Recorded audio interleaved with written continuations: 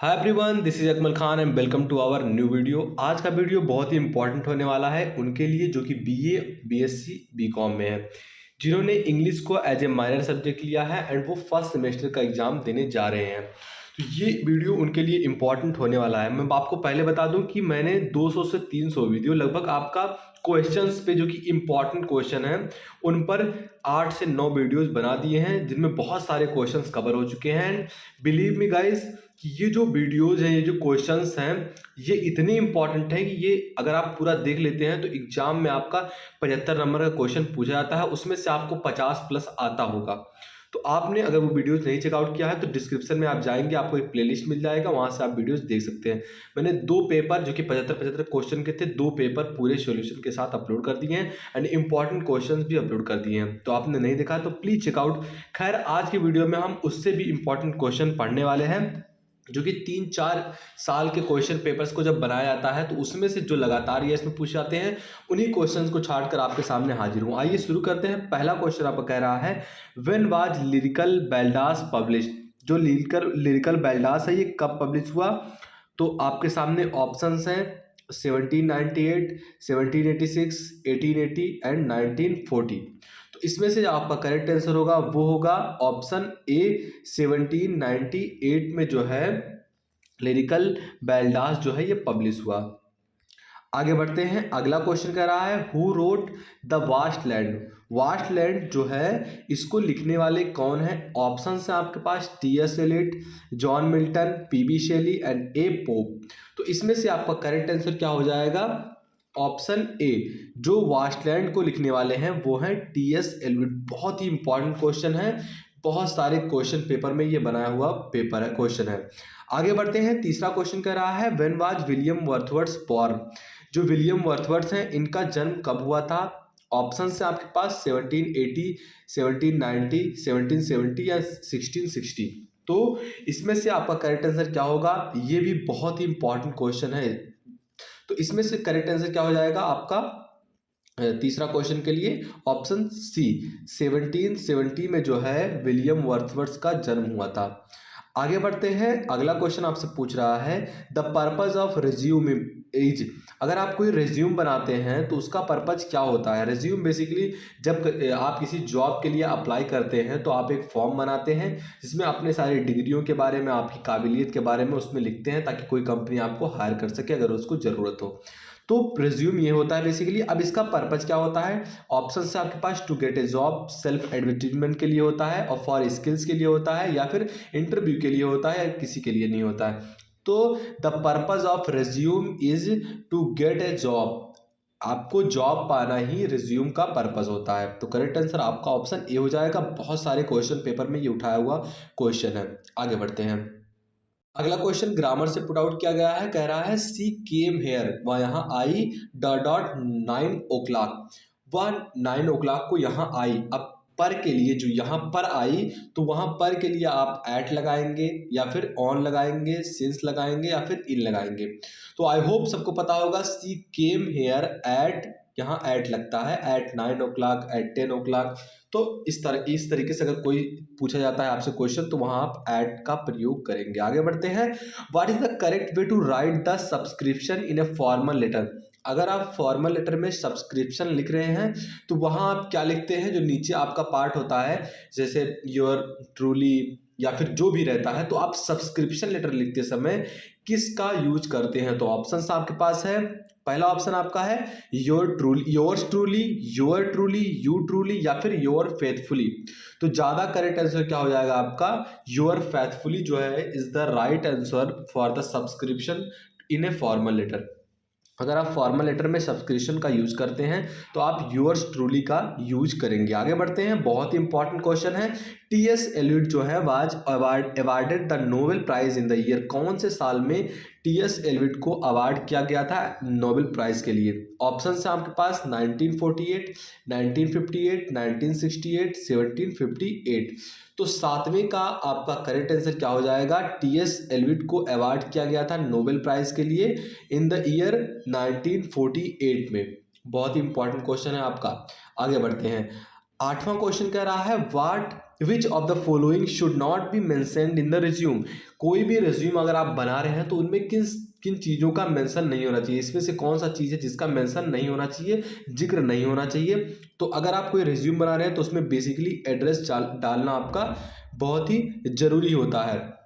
And दूसरा experience के बारे में आप डिफाइन करेंगे कि एक्सपीरियंस आपकी क्या है, आपकी नेशनलिटी राष्ट्रीयता क्या है, इसको भी डिफाइन करेंगे। लेकिन अगर आप एक रिज्यूम बना रहे हैं तो इसमें एज का मेंशन करना ज़रूरी नहीं है, वहाँ आप एज का मेंशन नहीं करेंगे।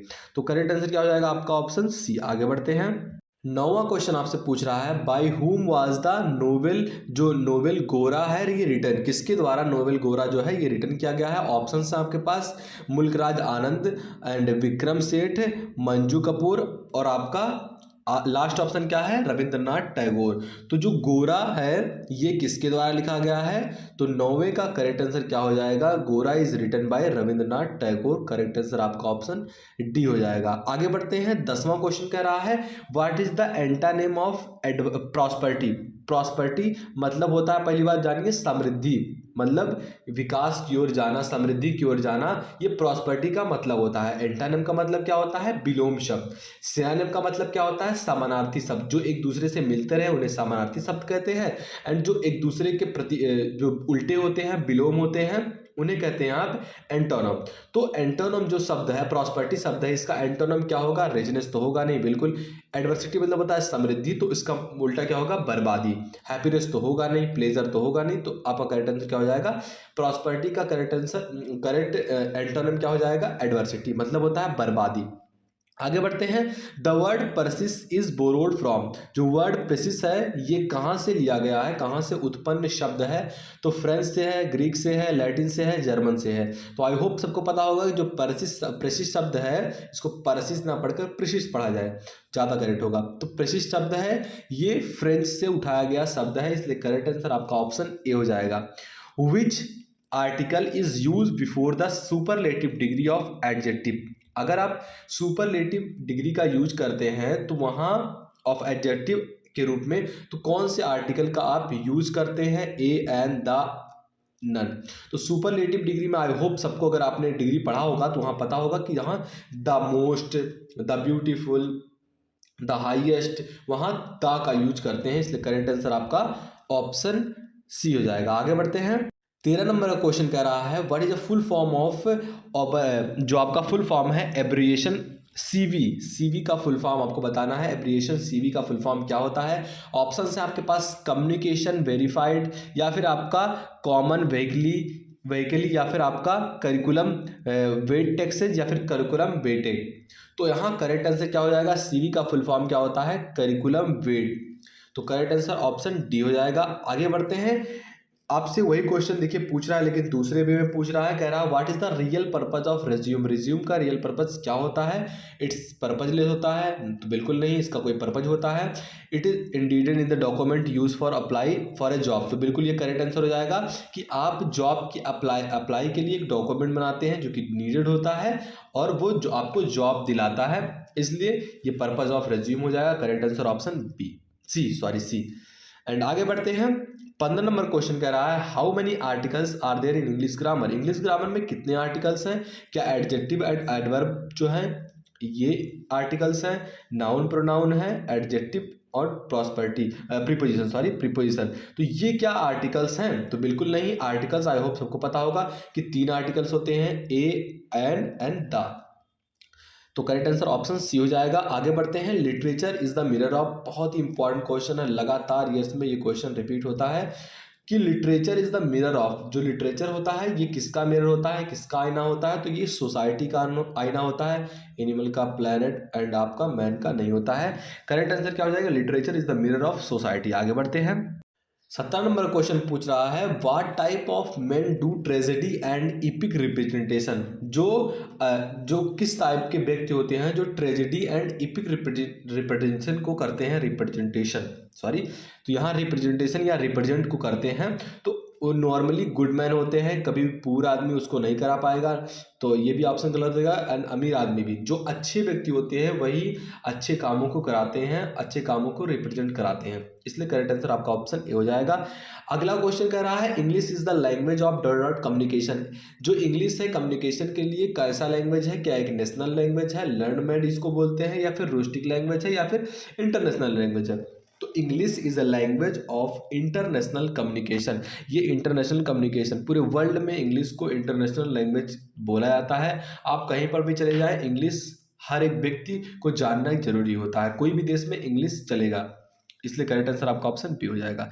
What is CV? सीवी क्या होता है मैंने पहले बता दिया है, क्या होता है आपका करिकुलम वेट।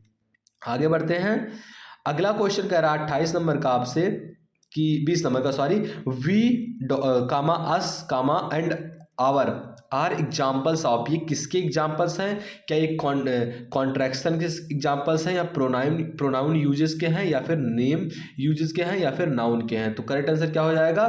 जो वी अस आवर हैं ये प्रोनाउन यूजेस के लिए यूज किए जाते हैं, इसलिए करेक्ट आंसर आपका ऑप्शन बी हो जाएगा। आगे बढ़ते हैं, 21 नंबर क्वेश्चन कह रहा है what is written at the top of the formal letter on the left side. Left side में, ये आपका राइट साइड है, ये लेफ्ट साइड, यहाँ लेफ्ट साइड में फॉर्मल लेटर जब आप लिखते हैं तो वहाँ आप क्या लिखते हैं? तो सॉल्यूशंस को आप लिखते हैं, या फिर आपका सेंडर्स एड्रेस को लिखते हैं, या थीम को डिफाइन करते हैं, या फिर आप सब्जेक्ट के बारे में लिखते हैं। तो यहाँ जब भी आप फॉर्मल लेटर में लेफ्ट साइड में लिखते हैं तो वहाँ आप सेंडर्स का नाम लिखते हैं, सेंडर्स का एड्रेस लिखते हैं कि यहाँ कोई भी चीज़ है जहाँ जानी है वहाँ का एड्रेस लिखते हैं आप, तो इसलिए करेक्ट आंसर आपका ऑप्शन बी हो जाएगा।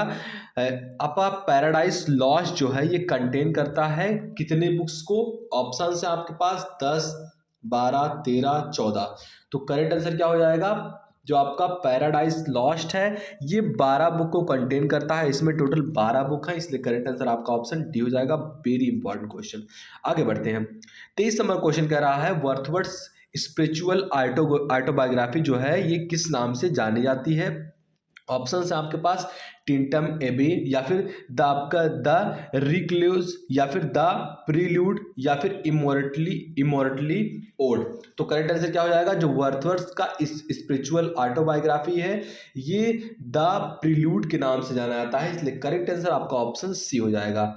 चलिए आगे क्वेश्चन की ओर बढ़ते हैं। आगे क्वेश्चन आपको कह रहा है Hardy is known as, Hardy जो है ये जाने जाते हैं ये कैसे राइटर हैं?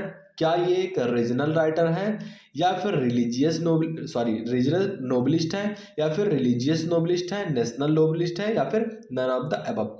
तो इसमें से आपका करेक्ट आंसर क्या हो जाएगा? जो हार्डी हैं ये एक नेशनल नोबलिस्ट के रूप में जाने जाते हैं, इसलिए करेक्ट आंसर आपका ऑप्शन सी हो जाएगा। आगे बढ़ते हैं, 25 नंबर क्वेश्चन कह रहा है when was TS. Eliot born? कब पैदा हुए? 1888 में, 1995 में, या फिर 1906 में, 94 में?